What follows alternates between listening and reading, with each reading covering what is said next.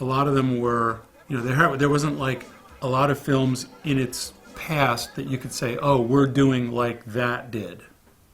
I think we really upped the bar on Running Man.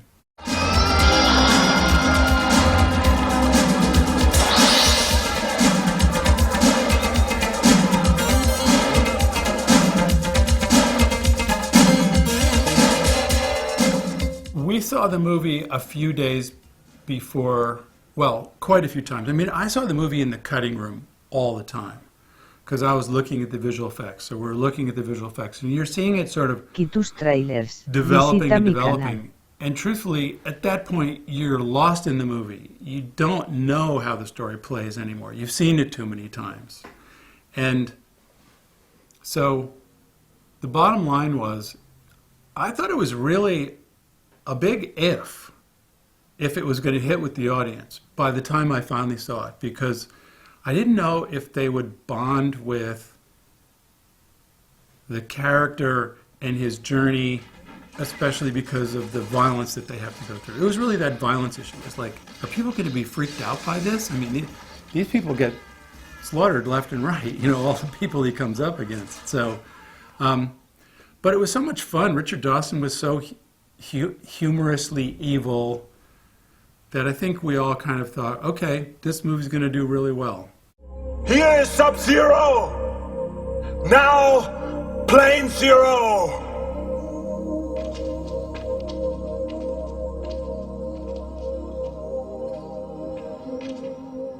There was definitely talk of doing a sequel, and I know George Linder, who was the producer who originally bought the short story and had it made, he was totally keen on doing more of them. And I don't really know what happened. I think they should either remake it or turn it into a TV series, which would be a great TV series now. I mean, I could see this being pretty powerful.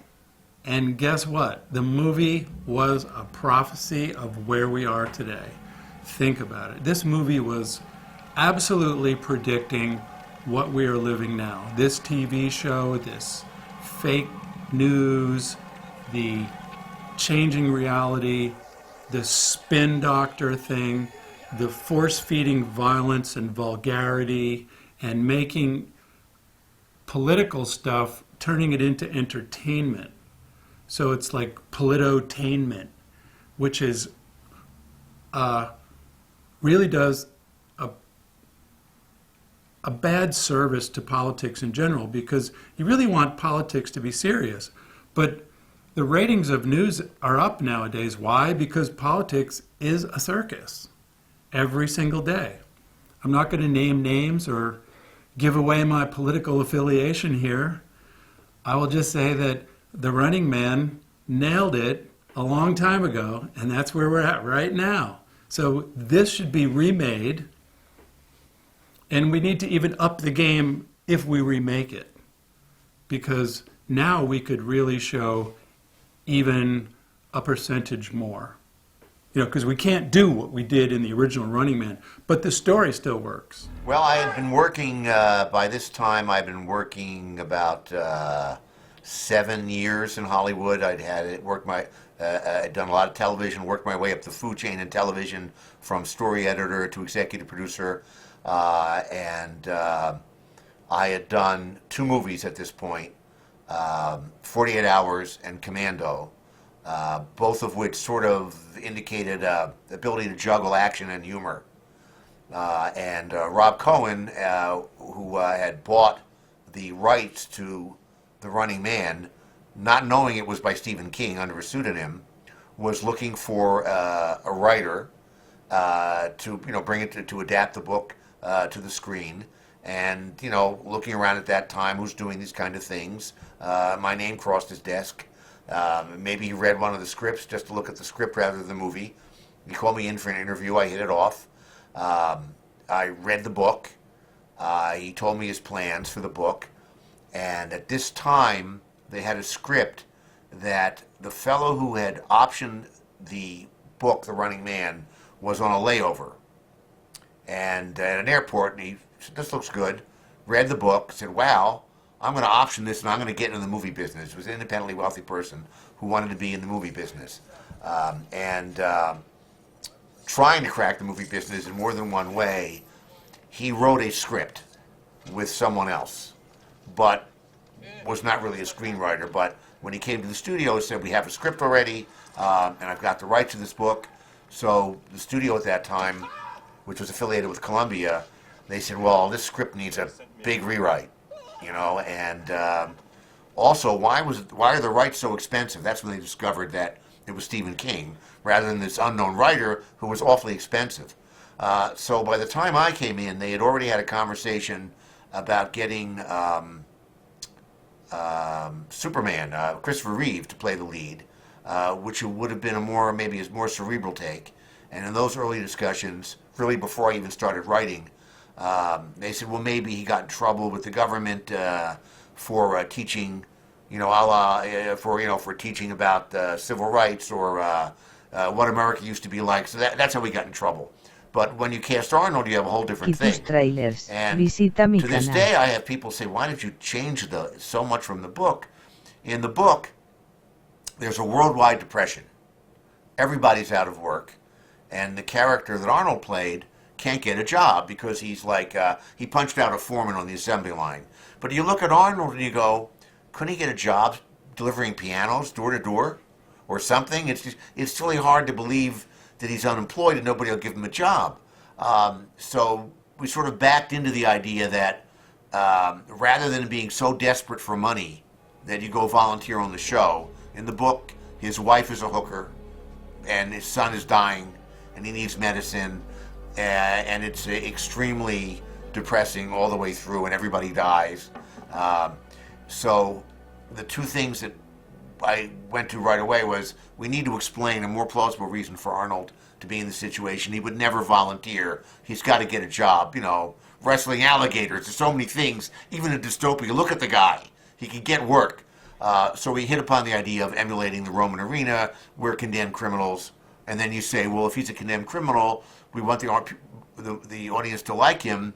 He really has to have not really done what, you know, and then, so it's sort of like you kind of retrofit it and back engineer it. So you say, all right, we're doing the Roman arena, but he really should be condemned for something he didn't do. And how do we get across that we're doing a dystopia and we want to bring the whole system down? So you sort of work your way into that situation. So out goes the wife, out goes the child, and now we have a dynamic for how he gets onto the show.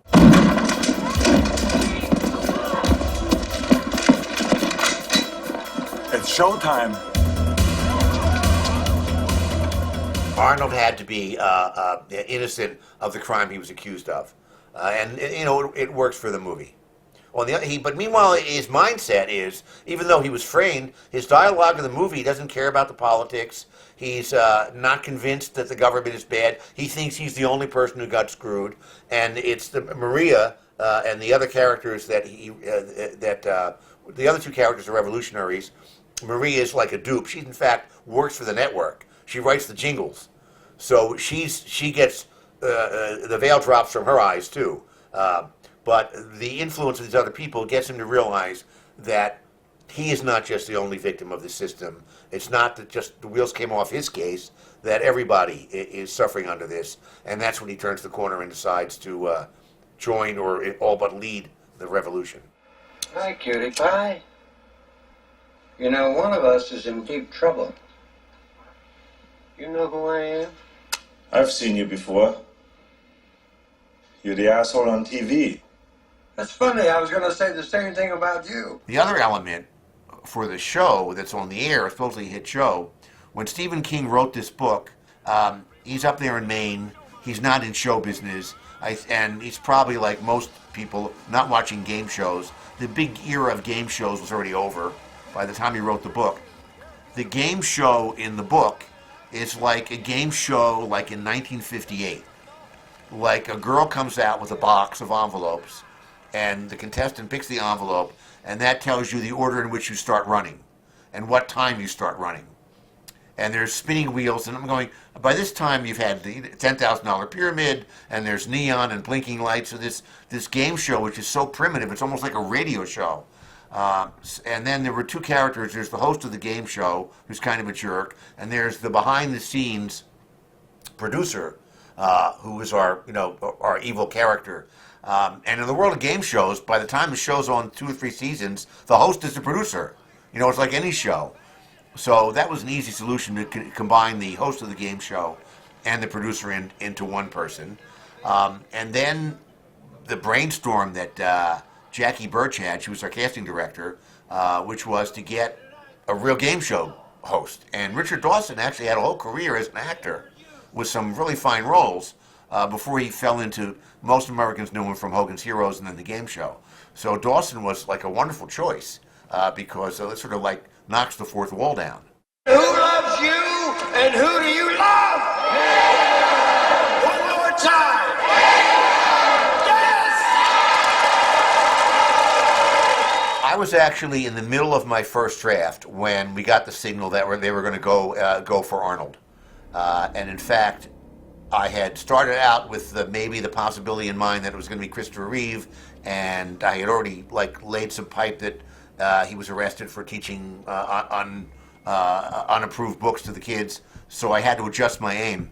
And actually, what happened was they actually had us go meet Arnold. He said, well, before you tear up what you've written, let's go meet Arnold. And I already knew Arnold from Commando, so we went over and told Arnold the story of the movie that was halfway written. We didn't want to give him the book because the book was too different. We didn't want to give him the screenplay because the screenplay was not really, the one we had was really not a professional piece. It was a good attempt by the producer and a collaborator. So I had to just sort of go there and act the movie out. And that had worked to get him into Commando. So we thought we'd try it again, and I guess I did a good job. I told him the movie as it would be, and he agreed to do the movie in the room. So then I went home and felt better about shredding like the 30 pages I already had. Let's get out of here. Shh. Someone's coming.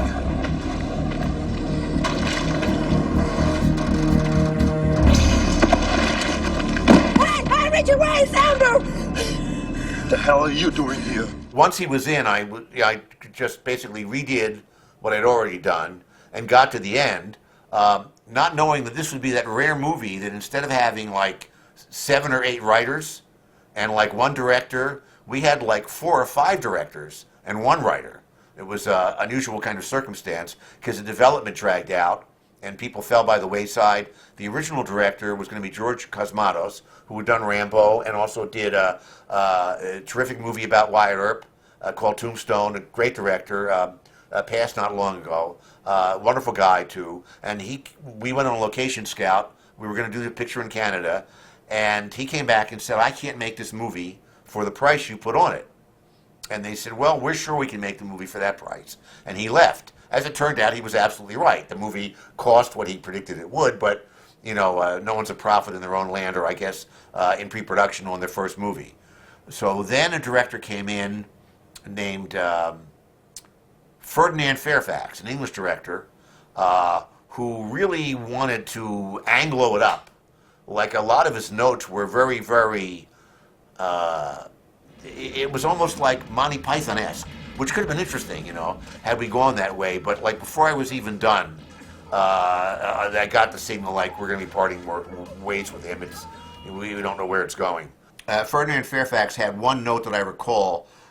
He said on a set in England, on the set we have the tea lady. She comes around with a cart. It's like sort of the snack lady. Comes around with a cart and tea. And he had this idea that periodically in the movie, the tea lady came through the set and everybody stopped. So it was sort of like, if you've seen The Man Who Would Be King, when the holy man and his entourage come through, everybody stops fighting and they all bow down. So I think this was maybe he saw that movie. This is a few years after The Man Who Would Be King. So that would have been interesting if the tea lady comes through with snacks and everybody stops fighting and has tea. It would have been very surreal. Anyway, I was about a third, halfway through notes for Ferdy when we got the signal he was leaving and taking another movie. And then we had a really interesting dance with Alex Cox, who would have been great for the movie, but unfortunately his schedule intervened. But I had one brief conversation with him. Everybody was excited about him coming on board, and then unfortunately the picture he was going to do, the date changed, or the star was unavailable. So then Andrew Davis came in, a terrific director who did The Fugitive. He actually started the movie. And Andrew had done a lot of, several action movies and things, and brought a lot to the table. In an early meeting, where he was giving me notes, he said, I have a note. At the end of the movie, when it looks like they're going to turn the tables, at the last minute, reinforcements come in from the villains, and Arnold and the revolutionaries are cut off. They're totally screwed, and then Arnold takes out one of the exploding hockey pucks from the first guy they fought an hour earlier in the movie and throws it and kills the reinforcements. So Rob Cohen, the producer, and I, he comes to it from a writer as well. He's sort of the rare executive who's also a writer and director.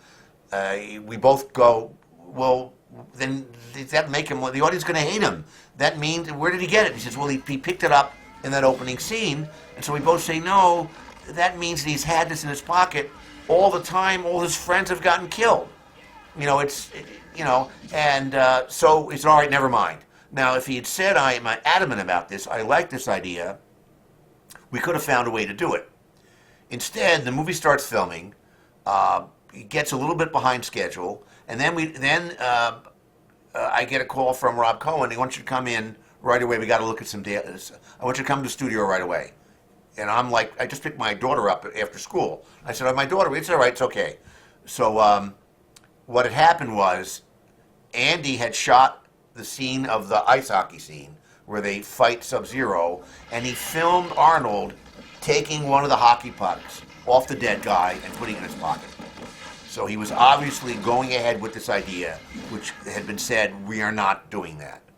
So I think the combination of that, combination of that action and falling behind schedule, they wanted to move on. So I go over to, actually it was not the studio, it was the offices.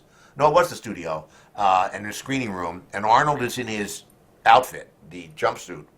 I've got my daughter with me. She's like 12 years old, 12 or 13. And we start running dailies. And the dailies were this scene that they knew right away had gone awry with the hockey puck. So it's dailies of action, and all you hear is scene 23, take 3, and just fighting, no dialogue.